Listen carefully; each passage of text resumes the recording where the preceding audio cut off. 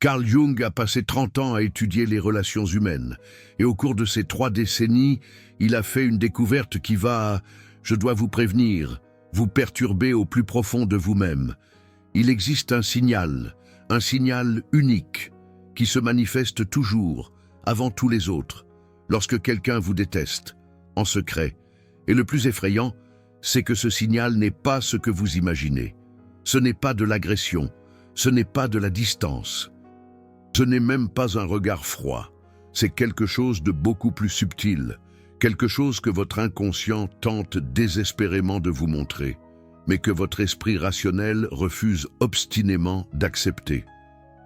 Jung appelait ce signal inconfondable, et lorsque vous aurez terminé d'écouter ceci, vous comprendrez pourquoi. Mais avant de vous révéler quel est ce premier signe, il est crucial que vous compreniez quelque chose. Quelque chose que la plupart des vidéos sur les relations toxiques omettent de mentionner. La haine secrète ne ressemble pas à ce que l'on vous a appris. Elle ne s'accompagne pas de mises en garde claires. Elle ne se manifeste pas par des drapeaux rouges évidents.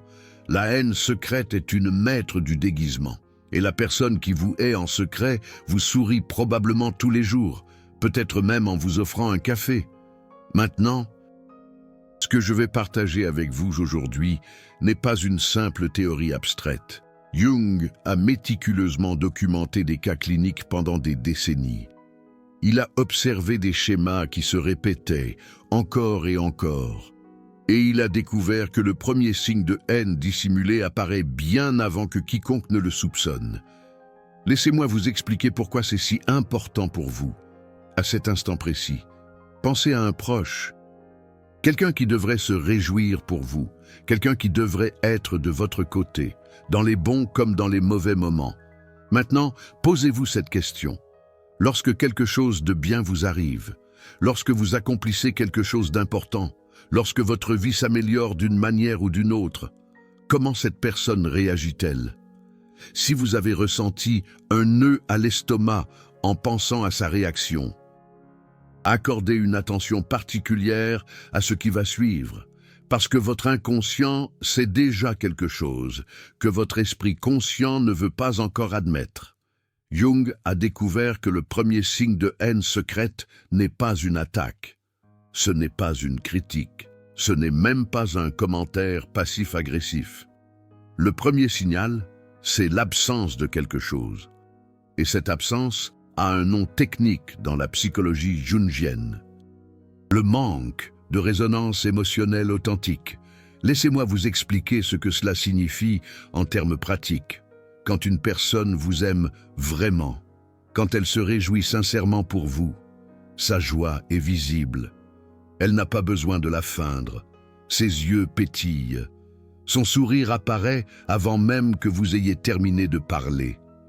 Son énergie change instantanément. Il y a une synchronicité émotionnelle que Jung identifiait comme la preuve ultime d'une connexion authentique. Mais quand quelqu'un vous déteste en secret, cette résonance n'existe pas. Elle ne peut pas exister, parce que la haine, même si elle est dissimulée derrière le masque le plus parfait, bloque la capacité de résonner émotionnellement avec votre joie. Jung a écrit dans ses journaux cliniques: l'inconscient ne peut pas soutenir 2 émotions contradictoires envers le même objet. Si la haine est présente, même enfouie profondément, elle contaminera toute réponse émotionnelle. Et c'est là que cela devient troublant. La personne qui vous déteste en secret ne sait pas qu'elle vous déteste. Dans de nombreux cas, elle croit sincèrement vous aimer. Son esprit conscient a construit un récit élaboré pour justifier sa présence dans votre vie. Mais son inconscient, ce territoire que Jung a exploré toute sa vie, raconte une histoire complètement différente. C'est pourquoi le premier signe est si difficile à détecter. Vous ne recherchez pas un mensonge évident. Vous recherchez un mensonge que la personne se raconte à elle-même, un mensonge qu'elle s'est construit. Maintenant, je vais vous donner les 5 manifestations spécifiques de ce manque de résonance, 5 façons dont la haine secrète s'infiltre à travers le masque. même lorsque la personne fait tout son possible pour la dissimuler. Mais avant cela, je veux que vous compreniez quelque chose de fondamental. Ces 5 signes ne sont pas destinés à diagnostiquer qui que ce soit comme un ennemi. Jung a toujours mis en garde contre l'utilisation du savoir psychologique comme une arme. Ces signes sont là pour vous protéger, pour vous donner la clarté que vous méritez sur les relations dans votre vie. Afin que vous puissiez prendre des décisions éclairées sur l'endroit où vous investissez votre énergie émotionnelle, la première manifestation de ce manque de résonance est ce que Jung appelait le sourire, qui n'atteint pas les yeux.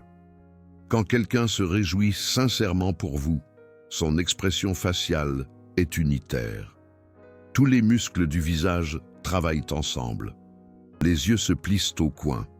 Les joues se soulèvent. L'expression dure exactement le temps que l'émotion le demande, ni plus, ni moins.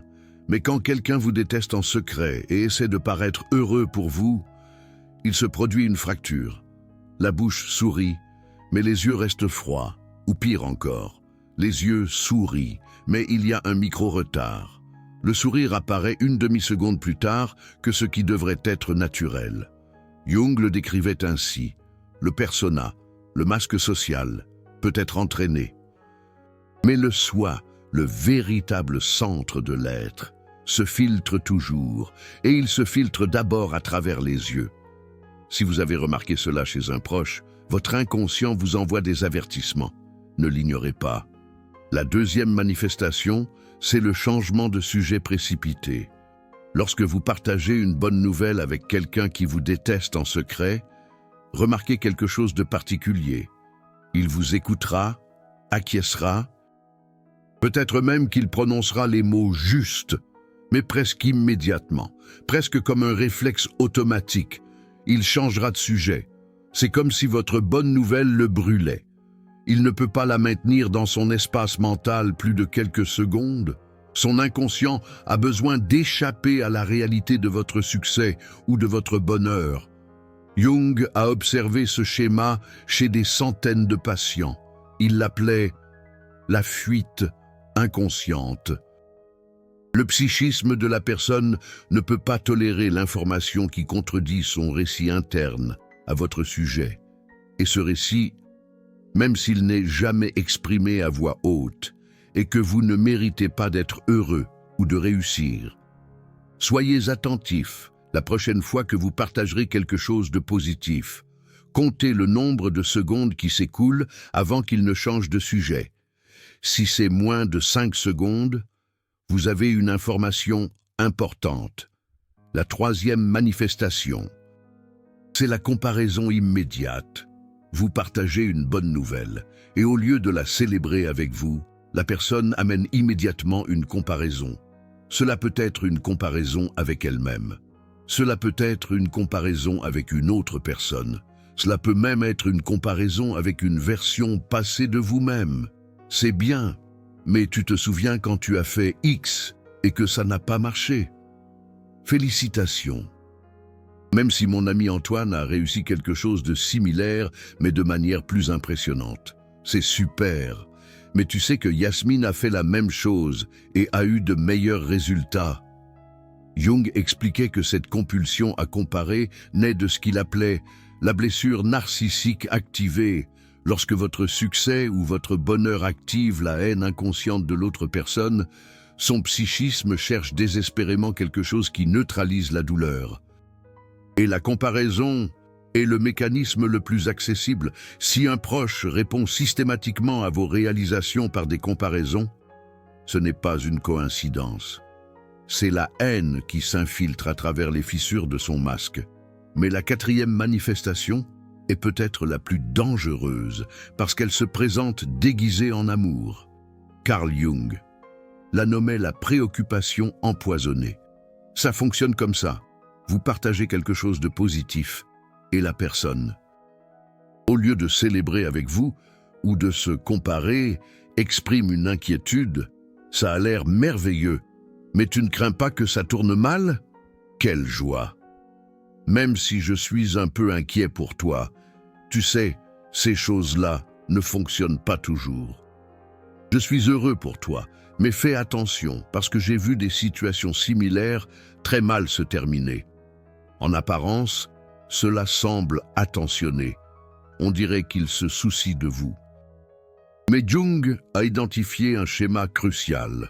L'inquiétude authentique apparaît après la célébration sincère et non à la place. Quand quelqu'un vous aime vraiment, il célèbre d'abord avec vous.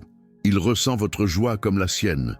Et seulement après, si des préoccupations légitimes existent, il les exprime avec amour. Mais quand quelqu'un vous déteste en secret, l'inquiétude arrive en premier. Parfois, il n'y a même pas de place pour la célébration. L'inquiétude arrive pour écraser votre joie, avant même qu'elle ne puisse respirer. Jung appelait cela le saboteur émotionnel inconscient. La personne ne sait pas qu'elle fait du mal. Elle croit sincèrement qu'elle vous protège. Mais son inconscient a un autre but. Il a besoin que votre joie diminue parce que votre joie active sa propre douleur. La cinquième manifestation est la plus subtile de toutes et aussi celle que Jung considérait comme la plus révélatrice. C'est ce qu'il appelait le silence qui parle. Quand vous partagez quelque chose d'important, de bon ou de mauvais avec quelqu'un qui vous aime, il y a une réponse. Elle peut être verbale, elle peut être physique, elle peut être simplement un son de reconnaissance. Mais il y a quelque chose, quand vous partagez avec quelqu'un qui vous déteste en secret, parfois il n'y a rien. Un silence qui dure un peu plus longtemps que la normale. Une pause qui semble incomplète, comme si la personne traitait une information qui ne correspond pas à sa vision de vous. Jung expliquait que ce silence se produit parce que le psychisme de la personne est en conflit. La partie consciente sait qu'elle doit répondre d'une certaine manière, mais la partie inconsciente, celle qui garde la haine, résiste. Et dans ce moment de conflit interne, le silence apparaît. Si vous avez vécu ces silences étranges avec un proche, vous savez de quoi je parle. Ces moments où quelque chose ne va tout simplement pas, même si vous ne pouvez pas expliquer pourquoi, votre inconscient a enregistré chacun de ces silences. Et Jung enseignait que l'inconscient ne ment pas. Si vous sentez que quelque chose ne va pas, c'est probablement le cas. Maintenant, avant de continuer, je veux faire quelque chose d'important. Si vous avez reconnu 3 ou plus de ces signes chez une personne de votre vie, votre poitrine est probablement lourde en ce moment. Il peut y avoir de la confusion, il peut y avoir de la douleur, il peut même y avoir un peu de déni. C'est tout à fait normal. Jung a beaucoup écrit sur ce qu'il appelait la douleur de voir. Il y a un coût émotionnel à reconnaître que quelqu'un que vous croyez vous aimer pourrait secrètement vous haïr. Votre esprit va résister à cette information. Il va chercher des exceptions. Il va vouloir expliquer chaque signe de manière innocente. Mais voici la vérité que Jung a révélée. Vous le saviez déjà. Avant cette vidéo, avant de mettre un nom sur ces signes, votre inconscient avait déjà enregistré chacun d'eux. Chaque sourire qui n'atteignait pas les yeux, chaque changement de sujet précipité, chaque comparaison, chaque préoccupation qui écrasait votre joie, chaque silence inconfortable. Ce que vous ressentez maintenant n'est pas une découverte. C'est une confirmation, et cette confirmation, même si elle fait mal, est le premier pas vers la protection. Parce qu'une fois que vous voyez le schéma, vous ne pouvez plus vous empêcher de le voir. Et une fois que vous le voyez clairement, vous pouvez commencer à vous protéger. Maintenant, je veux vous emmener plus loin. Je veux vous expliquer pourquoi cette haine existe en premier lieu. Parce que comprendre le mécanisme vous donne du pouvoir. Jung a identifié 3 racines principales de la haine secrète. Et les connaître va complètement changer votre façon de voir vos relations. La première racine est ce que Jung appelait la projection de l'ombre.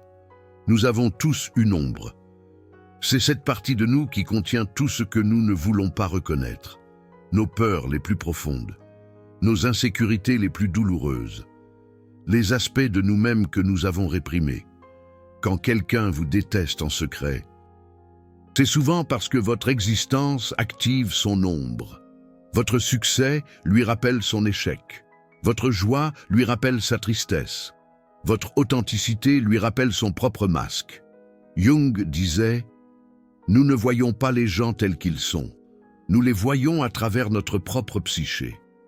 Et si notre psyché contient une haine non reconnue envers nous-mêmes, nous la projetterons inévitablement vers l'extérieur. La personne qui vous déteste en secret ne vous déteste souvent pas vraiment. Elle déteste ce que vous représentez.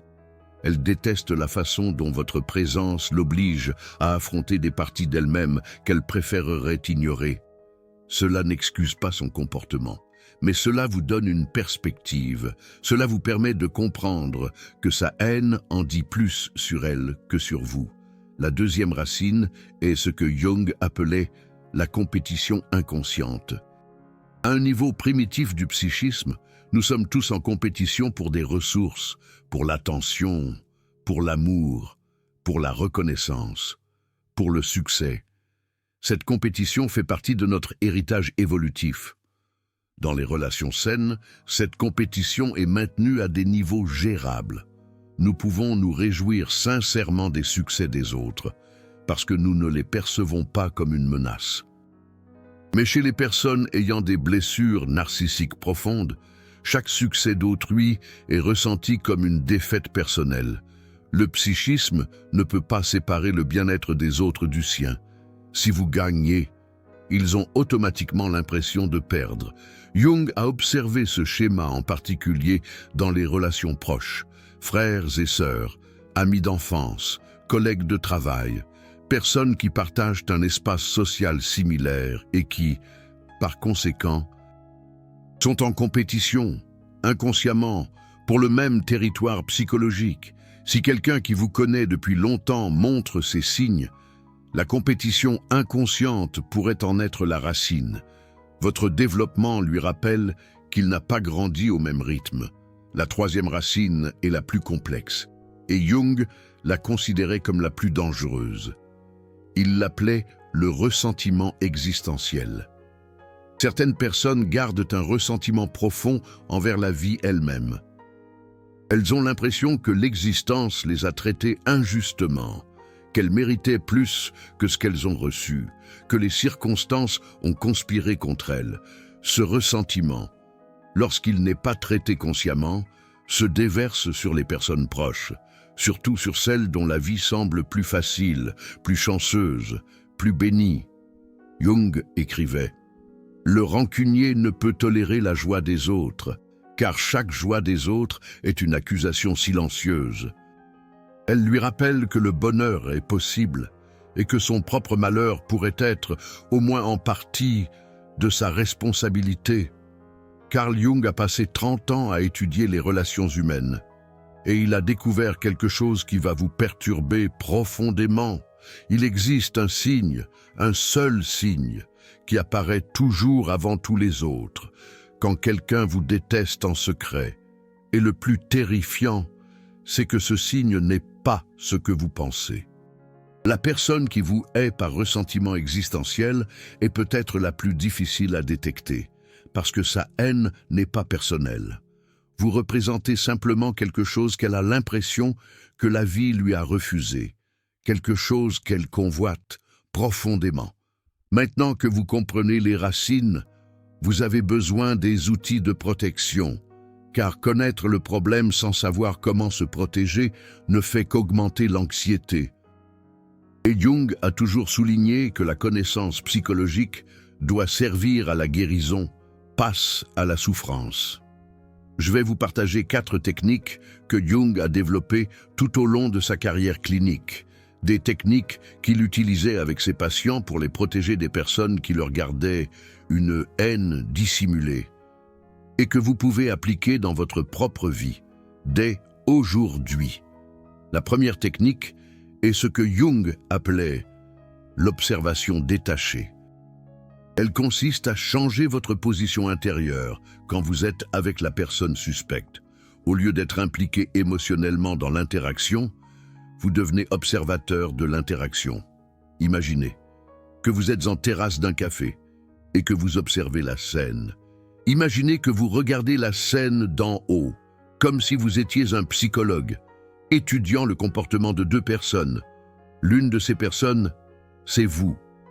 Cette perspective vous permet de voir des schémas, des mécanismes qui normalement vous passeraient inaperçus. Quand vous cessez d'avoir besoin que l'interaction soit positive, vous commencez à voir ce qu'elle est réellement. Vous percevez les micro-expressions, les silences. Jung recommandait de pratiquer cela dans des interactions à faible risque d'abord, des réunions sociales, des conversations casuales. Graduellement, vous développez la capacité de maintenir cette perspective. Même dans des moments émotionnels intenses, la deuxième technique est ce que Jung appelait le test de la joie. C'est simple, mais révélateur. La prochaine fois que vous avez une bonne nouvelle, faites attention à la façon dont vous décidez de la partager. Notez s'il y a des personnes avec qui vous hésitez à partager vos bonnes nouvelles. Notez s'il y a des personnes avec qui vous minimisez automatiquement vos réussites. C'est essentiel. Cette hésitation, cette minimisation, c'est votre inconscient qui vous protège. Il sait déjà que votre joie ne sera pas bien reçue par cette personne. Il a déjà enregistré suffisamment de données pour générer une réponse défensive automatique, une sorte de bouclier invisible. Jung disait que nous devons honorer ces instincts, ne pas les écarter comme de la paranoïa, mais les utiliser comme information, les décrypter. S'il y a des personnes avec qui vous évitez constamment de partager vos bonnes nouvelles, demandez-vous pourquoi. Votre inconscient, probablement, a la réponse. Il murmure à votre oreille. Écoutez-le. La troisième technique est ce que Jung appelait la calibration d'énergie. Après avoir interagi avec quelqu'un, notez comment vous vous sentez. Pas ce que vous pensez, mais comment vous vous sentez dans votre corps, votre niveau d'énergie, votre état d'âme, votre clarté mentale.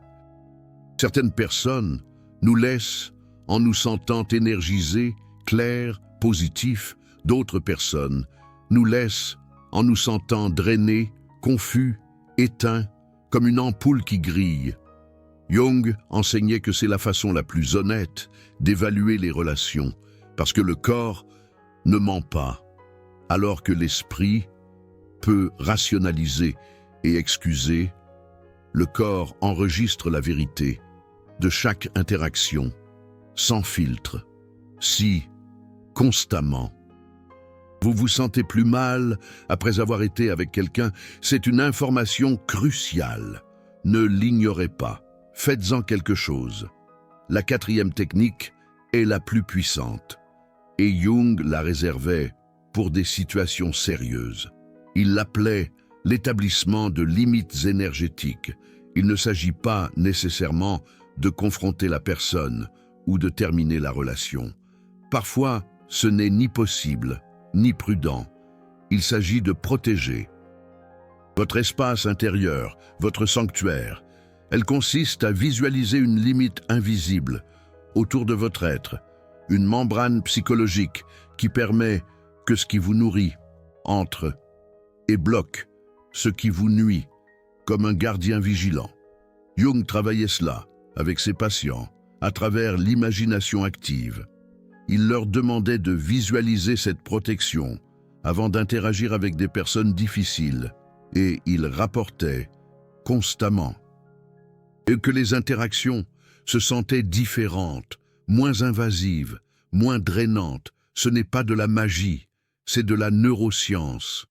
Quand nous établissons intentionnellement des limites mentales, notre posture, notre ton, nos réponses changent subtilement. Nous communiquons de manière non verbale que nous ne sommes pas une cible facile. Et les personnes qui gardent une haine secrète, même inconsciemment, captent ce message. La dynamique de la relation change, inévitablement. Maintenant, il y a quelque chose que j'ai besoin de vous dire. Avant que vous n'appliquiez ces techniques, Jung a toujours mis en garde contre le danger de la paranoïa, de voir des ennemis où il n'y en a pas, d'interpréter chaque comportement négatif comme une haine dissimulée. Nous avons tous de mauvais jours, nous tous. Parfois, ne réagissons pas de la meilleure manière aux bonnes nouvelles des autres. Cela ne signifie pas automatiquement de la haine. La clé réside dans la consistance. Un incident isolé n'est pas un signal, mais un schéma répété au fil du temps, dans de multiples situations. Ça, oui, c'est une information significative. Jung recommandait ce qu'il appelait la période d'observation, au moins 3 mois à prêter une attention consciente avant d'arriver à des conclusions. Parce que les schémas vrais se révèlent avec le temps, pas en un seul moment. Il est crucial aussi de se rappeler qu'identifier la haine secrète n'est pas une excuse pour la victimisation. Jung était très clair sur ce point. La connaissance psychologique doit servir à l'autonomisation, pas au ressentiment. Si vous découvrez que quelqu'un vous garde une haine secrète, la réponse n'est pas de le haïr en retour. La réponse est de vous protéger et de continuer à avancer dans votre vie. Votre énergie est trop précieuse pour la gaspiller en vengeance ou en amertume. Laissez-moi vous raconter quelque chose que Jung a observé dans sa clinique pendant des années. Les personnes qui géraient le mieux ces situations n'étaient pas celles qui confrontaient agressivement, ni celles qui fuyaient. C'étaient celles qui simplement cessaient d'investir émotionnellement. Elles maintenaient la relation si c'était nécessaire. Elles étaient cordiales, éduquées, fonctionnelles. Mais elles cessaient d'attendre quelque chose que l'autre personne ne pouvait pas donner. Elles cessaient de chercher de la validation, où il n'y avait que de la dévaluation cachée. Jung appelait cela la libération de l'objet. Quand vous cessez d'avoir besoin que quelqu'un vous aime, sa haine perd son pouvoir sur vous. C'est peut-être l'enseignement le plus profond que je peux vous laisser aujourd'hui. La haine secrète n'a que le pouvoir que vous lui donnez quand vous cessez de chercher l'amour où il y a de la haine, quand vous cessez d'attendre de la célébration où il y a de l'envie, quand vous acceptez la réalité de certaines relations. Vous vous libérez. Ce n'est pas que la haine disparaisse. L'autre personne peut continuer à vous haïr en secret pour le reste de sa vie. Mais sa haine ne vous affecte plus. Elle ne contamine plus votre joie. Elle ne sape plus votre confiance. Parce que vous avez fait ce que Jung considérait comme le travail psychologique le plus important. Vous avez vu la vérité et vous avez choisi la paix sur l'illusion. Avant de terminer, je veux faire une pause importante. Vous venez de recevoir des connaissances que Jung a développées au fil de décennies de travail clinique. Des connaissances qui peuvent vous protéger d'années de souffrance émotionnelle avec des personnes qui font semblant de vous aimer. Ce type de contenu n'est pas facile à produire. Cela demande une investigation profonde, une traduction méticuleuse des concepts psychologiques complexes et surtout l'engagement de révéler des vérités inconfortables que beaucoup préféreraient ignorer. Si cette vidéo vous a ouvert les yeux, si elle vous a apporté de la clarté sur une relation dans votre vie, je vous demande de bien vouloir soutenir ce travail. Le bouton « Super Thanks » est juste en dessous. Chaque contribution me permet de continuer à investiguer, à continuer à produire ce type de contenu, à continuer à révéler ce que la psychologie traditionnelle occulte souvent. Ce n'est pas seulement un soutien financier. C'est votre façon de dire « cette information vaut la peine ». Ce travail mérite de continuer. D'autres ont besoin d'entendre cela, parce que la vérité, c'est que ce contenu incommode beaucoup de gens. Les personnes toxiques ne veulent pas que leurs victimes se réveillent. Chaque vidéo ainsi est un acte de protection collective. Maintenant, pour conclure, je veux vous laisser avec quelque chose que Jung a écrit vers la fin de sa vie. Il a dit « La question la plus importante qu'une personne puisse se poser est celle-ci. Dans quelle mesure suis-je en relation avec l'infini ?» Cela peut paraître abstrait, mais cela est directement lié à ce dont nous avons parlé aujourd'hui. Les personnes qui vous haïssent en secret sont déconnectées de quelque chose de plus grand qu'elles-mêmes. Elles sont piégées dans la petitesse de leur ego, dans la compétition constante, dans le ressentiment. Elles ne peuvent pas se réjouir sincèrement pour vous, parce qu'elles ne peuvent pas se connecter avec rien de plus grand que leur propre insécurité. Mais vous avez un choix. Vous pouvez choisir de ne pas rester à ce niveau. Vous pouvez choisir de vous connecter avec quelque chose de plus grand. Vous pouvez choisir que votre joie ne dépende pas de l'approbation des autres. Vous pouvez choisir que votre paix intérieure soit indépendante de qui vous aime et qui vous hait. Cela ne signifie pas ignorer les signaux. Cela signifie les voir clairement, vous protéger de manière appropriée et ensuite vous élever au-dessus du drama. Jung croyait profondément en la capacité humaine de transcendance. Il croyait que nous pouvons grandir au-delà de nos blessures, au-delà de nos relations toxiques, au-delà de tout ce qui nous limite. Aujourd'hui, avec la connaissance que vous avez reçue, vous avez un outil de plus pour cette croissance. Vous savez reconnaître le premier signe de la haine secrète. Vous savez identifier les 5 manifestations de l'absence de résonance. Vous savez quelles sont les 3 racines de la haine dissimulée. Et vous savez comment vous protéger. Ce que vous faites de cette connaissance est votre choix. Mais je vous laisse avec ceci. Chaque personne qui se réveille, qui voit les schémas, qui se protège consciemment, contribue à un monde où la manipulation a moins de pouvoir, où la haine déguisée trouve moins de victimes, où l'authenticité fleurit sur la fausseté. Votre éveil n'est pas seulement le vôtre. C'est un cadeau pour tous ceux qui viendront après. Maintenant, je veux savoir ce que vous en pensez. Combien de ces 5 signes avez-vous identifiés chez quelqu'un dans votre vie? Vous n'avez pas besoin de donner de nom, juste le numéro. Commentez ci-dessous. Et si cette vidéo vous a révélé quelque chose d'important sur une relation, si vous avez eu un moment de clarté en écoutant, commentez avec l'emoji des yeux grands ouverts. Je veux savoir combien étaient dans l'obscurité et peuvent maintenant voir. Rappelez-vous, voir la vérité est la première étape. Vous protéger est la deuxième. Et prospérer malgré tout est la troisième. Jung a passé sa vie entière à illuminer les recoins sombres de l'âme humaine. Aujourd'hui, une petite partie de cette lumière est arrivée jusqu'à vous. Utilisez-la bien.